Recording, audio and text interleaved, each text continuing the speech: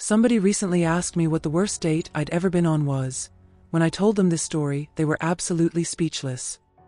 So when I was in my early 30s, I met a guy in a bar, and we hit it off really quickly. Got drunk, danced and swapped numbers. After a couple of days, arranged a date. The day came and we met at a restaurant, had some food and went to a museum. Very civilized, and we got on really well.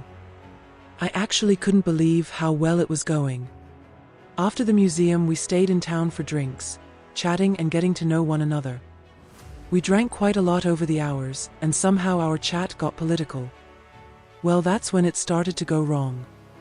He started ranting about immigration. Then he went on to interracial relationships. Finally, the most foul-mouthed, hate-fueled, racist, homophobic bullshit I've ever heard. I went to the bathroom to calm down. I was almost crying. I came back and said I had to go. He asked if it was because of what he'd said. I told him yes, and that I didn't think we should see each other again. I got my bag and politely left. So he follows me out, telling me how I've been brainwashed by the politically correct crew. His eyes were black and dead with hate as he stood there in the rain, snarling about how he'd wipe certain people out if he could. How he'd hang certain people. He was absolutely terrifying. The icing on the cake is when he pleaded with me to let him educate me. He apologized for shouting and said he really wanted to give things a go, but I'd need to be open to his lifestyle. Pulling up his jumper to reveal a bunch of neo-Nazi tattoos.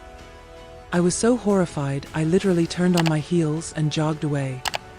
He screamed after me that I was a fat slag anyway, and stormed off. I got the bus home, climbed into bed and sobbed. I never heard from him again. The change was like night and day.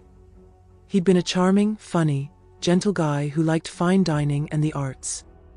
He was highly educated and had a good job in finance.